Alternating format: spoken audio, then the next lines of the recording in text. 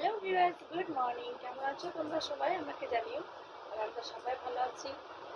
আর এই যে কি শাক বলো এটা তোমরা? এটা এখন আমি বেছে নিচ্ছি। একবার বাছা হয়ে গেছে, তাও আমি আরেকবার বেছে নিচ্ছি মাঝখান দিয়ে, কারণ এর একটু তো খাওয়া যায় না, ভালো লাগে না তার জন্য। আর খাওয়া দাওয়া আমাদের সব হয়ে গেছে, মানে টিফিন খাওয়া হয়ে গেছে। বাবুদেরকে খাইয়ে দিয়েছি, খেলতে চলে গেছে ওরা বাইরে। আর এটা ভাজি করব, আর ভাত হয়ে গেছে। আর আজকে কিন্তু কাঁঠাল রান্না করব, কাঁঠাল তরকারি করব, মানে এঁচড়ের তরকারি করব। তোমাদের কার কার এঁচড়ের তরকারি খেতে ভালো লাগে অবশ্যই আমাকে কমেন্টে জানিও।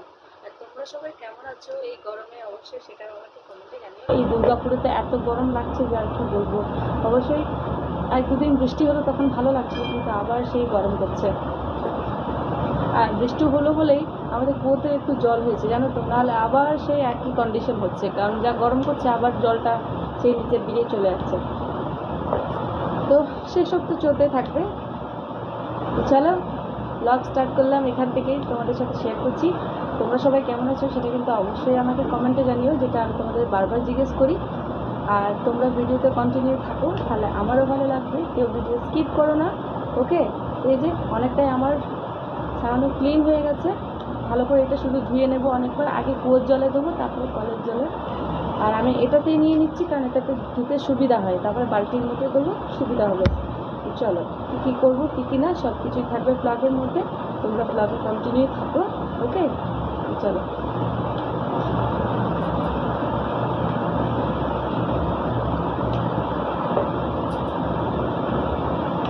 শাকটা ভালো করে কিন্তু ধুয়ে একেবারে রেডি করে রেখেছি, শুধু কেটে নেব, তাহলে হয়ে যাবে। একটু ঝল ঝরবে, তারপরে কিন্তু কাটবো। আর দেখো সব বেছে ধুয়ে কিন্তু এইটুকু হয়েছে, ভাজা করে কিন্তু আরও কম হয়ে যাবে। যাই হোক, এটা কিন্তু খেতে ভালো লাগে, বলো? তো চলো এটা আমি আরেকটু জল ঝরিয়ে এটা কেটে নেব, ভাজি করে নেব আগে।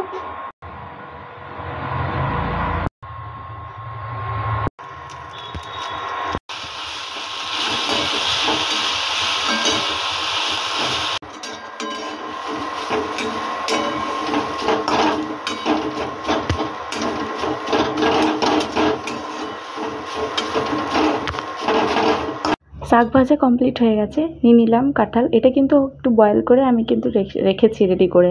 আর সব কিছুই রেডি করে নিয়েছি, পেঁয়াজ টমেটো পেস্ট সব কিছুই, রসুন আদা এগুলো কিন্তু পেস্ট করেছি, জিরে টমেটো। আর একটা হালকা পেঁয়াজ দিয়েছি ছোট্ট। এই যে কড়াই নিয়ে নিয়েছি, তার মধ্যে তেল দিয়ে দেবো, একটু বেশি করে তেলটা দেবো, কারণ ওটা ভাজি করতে হবে এঁচড়টা। আর মনে হয় একটু বেশিই তেল হয়ে গেছে, তেলটা কমিয়ে দিয়েছি। আর এই যে দেখতেই পাচ্ছ এঁচড়গুলো আমি দিয়ে দিলাম।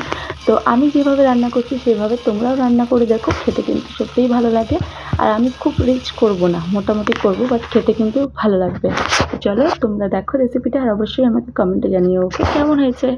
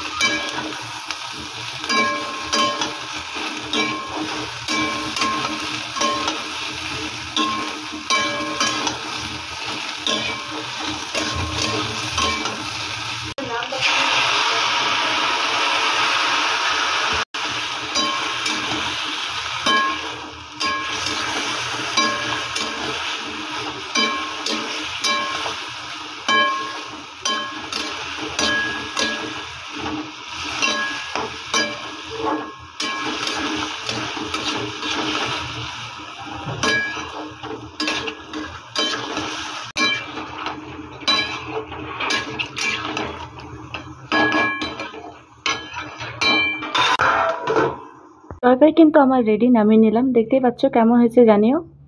তো খাওয়া দাওয়া আমাদের কমপ্লিট, এখন প্রায় বাজে 2:45, আর আমি কাকিমাদের বাড়িতে যাব। ওখানে বাবু আছে, ওখানে শুয়ে আছে, ওদের বাড়িতে একটু ঠান্ডা ঠান্ডা লাগে, তাই ওদের বাড়িতেই থাকে। তো ওদের বাড়িতে আমি দিয়ে এসেছি, ওখানে আমি যাব। আর 4টা বাজলে কিন্তু আমরা শাক তুলতে যাবো আজকে মাঠে, তো ওইটাও তোমাদের দেখাবো কী শাক নিয়ে আসবো। তো চলো কাকিমাদের বাড়ি যাব এখন।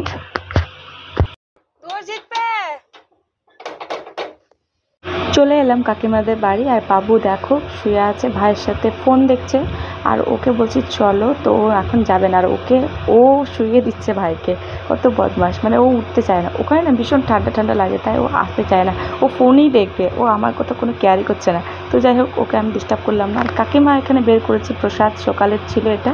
তো দেখছো কত পিঁপড়ে ধরেছে, তাও আমরা এটা খাচ্ছি, কারণ এটা খেতে ভালো লাগছিল। তো কাকিমা বললো যা থলি নিয়ে আসতে, তো মানে থলি নিয়ে আয়। তো আমি বাড়ি চলে গেলাম থলি আনার জন্য। তো আমি একটু চিরুনটা করেই নিয়েছিলাম, জাস্ট ক্লিপটা লাগিয়ে নেবো, আর একটা থলি ধরে নেবো, আর গামছা। আর তোমাদের এসে দেখাবো যে কী শাক এনেছি, ওকে। আর আমাদের মতো তোমাদেরও কার কার মাঠের তোলা শাক খেতে ভালো লাগে, অবশ্যই আমাকে কমেন্টে জানাবে, ওকে।